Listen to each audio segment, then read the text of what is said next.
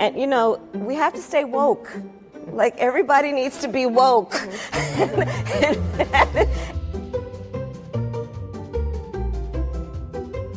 And you can talk about if you're the wokest or woker, but just stay more woke than less woke. Yeah.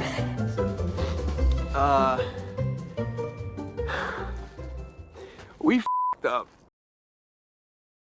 What's up, everyone? Jeremy here from The Quartering, and big bad news coming up for Harley as the pushback against their insanely woke CEO isn't going away, and it couldn't be happening at a literal worst time for them, as Sturgis is kicking off. It's the largest motorcycle rally probably in the world, and well, things are already not going very good.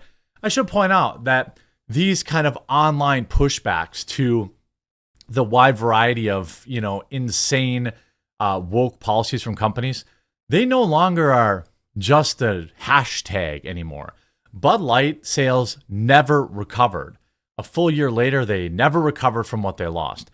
Tractor Supply immediately removed all of their DEI policies due to customer backlash. John Deere responded to online outrage over their DEI policies. And Harley Davidson is about to feel the burn at Sturgis Rally, as some of the videos coming in are absolutely hilarious. We're going to get into that after a super quick word from this video sponsor, Aura. Huge shout out to this video sponsor, Aura. It's a great opportunity for me because it's a product I actually use and I love. I consider it one of the most important things I use. I know one of the reasons I get so many spam texts and calls is because big companies don't keep our data safe. In fact, not that long ago, AT&T revealed that nearly all of their customers' call and text records had been revealed in a massive data breach. It hasn't even been a few months since they admitted that 70 million of their users' social security numbers ended up on the dark web.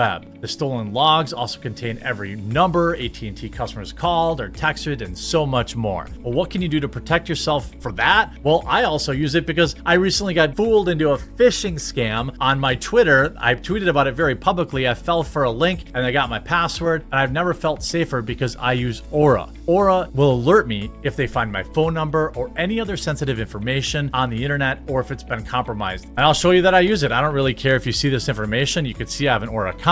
Got a Kubota UTV. It alerted me, hey, somebody ran your credit. Somebody tried to verify your identity when I was doing my taxes. They've also completed removals of my information on the internet, removal services, all sorts of stuff. I absolutely love this. I'm logged into Aura almost every single week. You can see all sorts of protection things that they put together. It's absolutely crucial in today's market. I get alerts every couple of weeks that they found my stuff out. I request it get removed. It feels really empowering to take control of my life in this way. So literally stop leaving yourself vulnerable to data breaches or your own foolish clicking on links like I did. Go to my sponsor, aura.com/thequartering to get a 14-day free trial and see if any of your data has been exposed.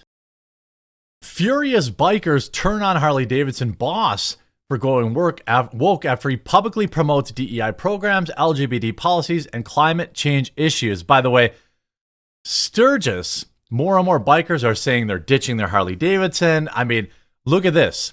I've got video from the Harley Davidson booth. Remember last year when the Bud Light booth was completely empty and people were going up and filming those poor workers who had to sit there and get crushed by, you know, people making fun of them? By the way, I don't think that it was fair to dunk on those employees. You can see Harley stock is down 5% in the last 5 days, but over the last month, up 13%. So we'll see. The broader market obviously has been going down. So we'll see if there's any kind of real pushback. I suspect there's going to be a huge push in negative press. Furious bikers have turned their back on the iconic motorcycle maker Harley Davidson, accusing its CEO of going woke. Well, also, if you look at Harley's Twitter account, guess what they stopped doing? Harley Davidson's Twitter account has stopped tweeting since the backlash. They have not put out a single tweet in over a week. Well, about a week. During Sturgis, they have suspended all of their Twitter advertising because they're getting absolutely crushed. This is exactly what happened to Bud Light. And I'm telling you right now,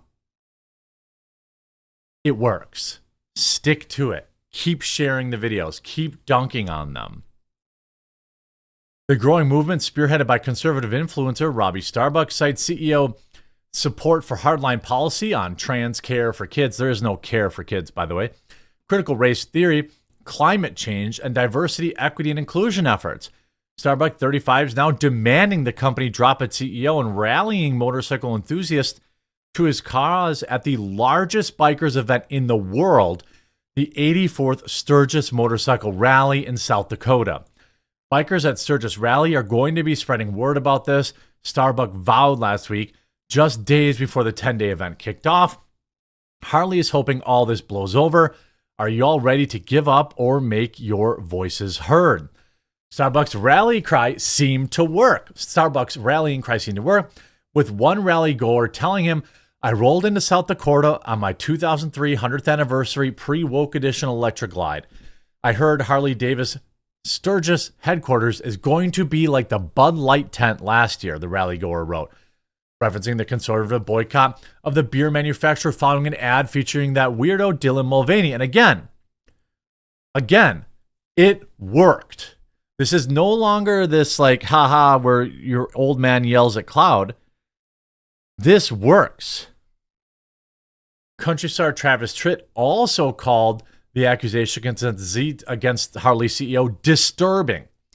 I seriously doubt that pushing a DEI agenda will be popular with any of the hog members I know, he wrote.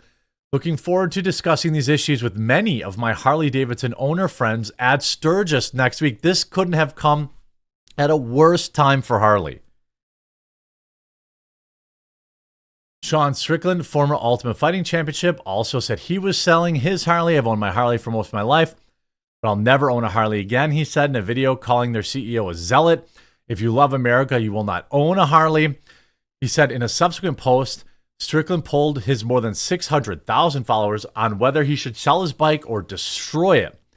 I will never ride a Harley again unless they repent, which they won't, the former UFC champ added. If I sell my Harley, I'm just participating in this woke freedom hating. If I sell my Harley, I'm participating in this woke freedom hating anti-American agenda. More than 80% of respondents said he should blow it up.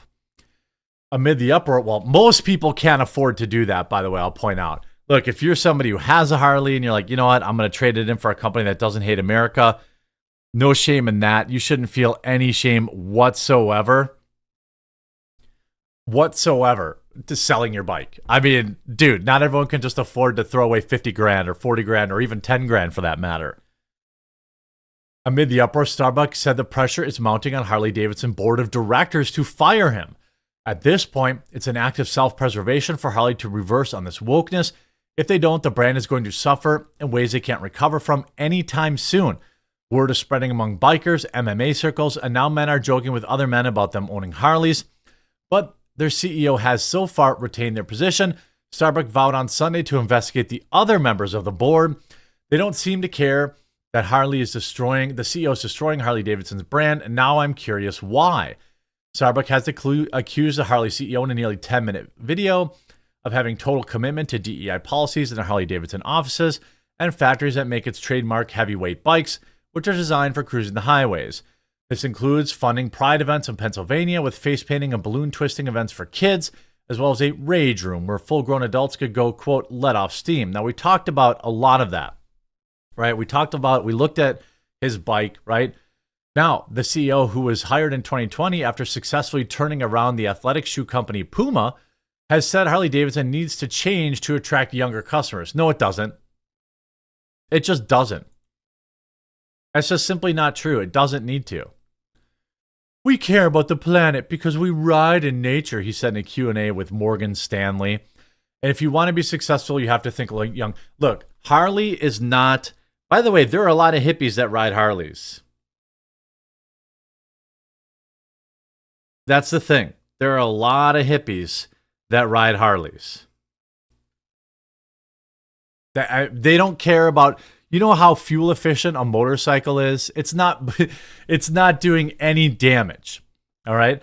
Many Harley Davidson's customers now decorate their motorcycles with rainbow flags, and they make frequent appearances at pride events ridden by such groups as Dykes on Bikes. Hey, YouTube, that's their word, not me. By the way, nobody's saying LGBTQ people can't ride motorcycles. I think they should if you like riding a bike, right? Harley has locked down their social media. Now here is a video. A biker at the Sturgis just sent me this video of Harley Davidson area. He says it was in past years, everything at Harley was packed, but not the case this year. Not a good look. I guess some of the bikers just don't want to be associated with them after finding out Harley went woke. So here's the Harley area. You can see it's completely empty. This certainly doesn't look like it's at 5 a.m. either. You know, looks like it's in the middle of the day. Nobody, yeah, here he stopped. I'm going to mute this for music reasons, but there's nobody in the Harley area. These are all workers. It's completely a ghost town. And guess what every one of these dudes is going to be talking about? Guess what every one of these dudes is going to be talking about? You look at the comments. I still haven't stepped 1 foot inside a Target since they went woke years ago. Me too. And you know how easy it is? It's incredibly easy. It's never been easier to boycott something. There are 1,000,001 options everywhere. You say, who knew? The cool kids are now riding something different than Harley. I'm no longer the freak for preferring my goose. My NAMVET friend who ditched his hog got an Indian, something I thought I'd never do.